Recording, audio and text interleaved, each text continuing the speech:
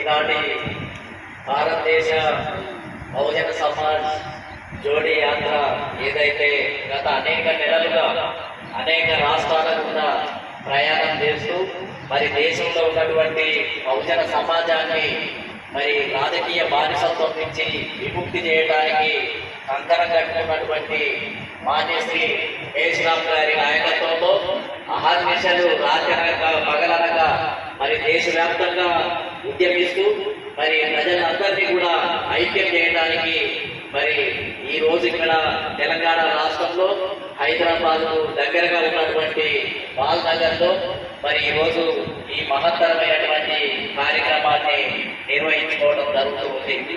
ఈ సమావేశానికి బహుజన ముక్తి పార్టీ జాతీయ అధ్యక్షులు మరి మిత్రులు మరి ఎన్నో సంవత్సరాలుగా మంచి కమిట్మెంట్ తోటి ఈ రాష్ట్రంలో ఒక బాబాసాహెబ్ అంబేద్కర్, అదేవిధంగా మహాత్మా జ్యోతిరావు పూలే, కన్సీరామ్ మేషరామ్ గారి యొక్క అడుగుజాడల్లో నడవడానికి కంకణం కట్టుకొని తన కుటుంబాన్ని అదేవిధంగా ఆర్థికంగా మరి సమయాన్ని అన్ని రకాలుగా కేటాయిస్తూ ఈ ఉద్యమాన్ని బలోపేతం చేయడానికి కృషి చేస్తున్నటువంటి దాసరాం నాయక్ గారి అధ్యక్షతన అదేవిధంగా పెద్దలు అనేక మంది వేదికను అలంకరించినటువంటి బహుజన మేధావులు, ఉద్యమకారులు, సంఘాల నాయకులు, ఇక్కడికి చేసినటువంటి బహుజన సంఘాల నాయకులు, మేధావులు, మరి సోదరులారా, ఈరోజు ప్రధానంగా ఏదైతే భారతదేశంలో అన్ని కులాలకు ఏదైతే జనాభా లెక్కల సేకరణ జరగాలి అని ఏదైతే ఉద్యమ కార్యక్రమాన్ని ప్రకటించడం జరిగిందో ఈ ఉద్యమాన్ని భారతదేశంలోనే ముందుగా గుర్తించి అసలు రాహుల్ గాంధీ ముందుగా ఏంటిది అని అంటే ఈ రాహుల్ గాంధీ అసలు జనగణన చేయాలి అన్నట్టుగా ప్రచారం జరిగింది. కానీ 2014లోనే మీకు గుర్తుందో లేదో చాలా మందికి 2014లోనే రామ్లీలా మైదానంలో 1,00,000 మందితోటి మేషరామ్ గారి అధ్యక్షతన 2014లోనే ఇప్పుడు రాహుల్ గాంధీ కులగణన గురించి జనగణన గురించి ఇప్పుడు రాహుల్ గాంధీ గారు మాట్లాడుతున్నారు. మేషరామ్ సాబ్ 2014లోనే రామ్లీలా మైదానంలో పెద్ద బహిరంగ సభను నిర్వహించినటువంటి వ్యక్తి. దానికి రామ్విలాస్ పాస్వాన్, శరద్ యాదవ్, నేను కూడా దాంట్లో ఉపన్యాసకునిగా పాల్గొని మరి ఆ రోజులలోనే భారతదేశంలోనే ఒక సంచలనాన్ని సృష్టించినటువంటి వ్యక్తి మేషరామ్ గారు. అంటే ముందు చూపు, ఒక విజనరీ.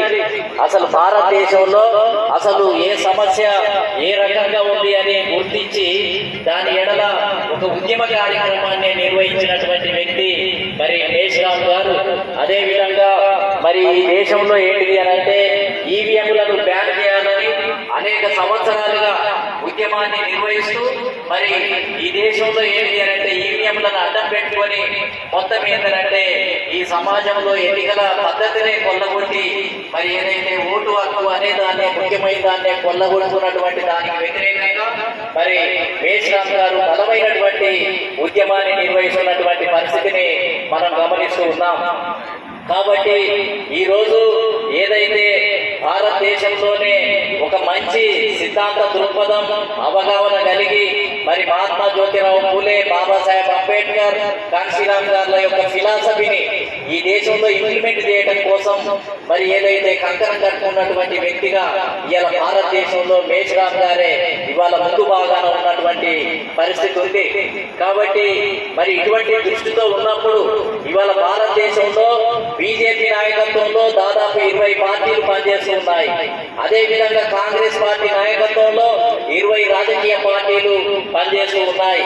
ఈ రోజు సెక్యులరిజము అనంటే కాంగ్రెస్ పార్టీని పూర్తిగా చూపించి బీజేపీ ప్రధాన శత్రువు అని చూపించడం ద్వారా కాంగ్రెస్ కు ఓట్ చేసే విధానాన్ని కాంగ్రెస్ పార్టీ నాయకత్వంలో ఉన్నటువంటి బ్రాహ్మణ వర్గము, అదే విధంగా శూద్ర అగ్రకులాలు, ఇక్కడ ఉన్నటువంటి అగ్రకులాలు ఈ పాత్రను పోషిస్తూ బీజేపీ ప్రధాన శత్రువు అనే దృష్టితోటి చూపించి మళ్ళీ కాంగ్రెస్ పార్టీ నాయకత్వంలో ఉన్న బ్రాహ్మణవాదాన్ని అధికారంలోకి తీసుకొచ్చే ప్రయత్నం నిరంతరం జరుగుతూ ఉంది.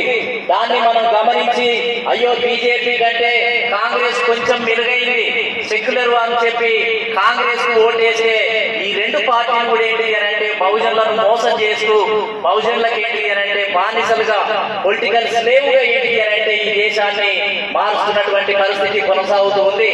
కాంగ్రెస్ పార్టీ సెక్యులర్ పార్టీ కాదు.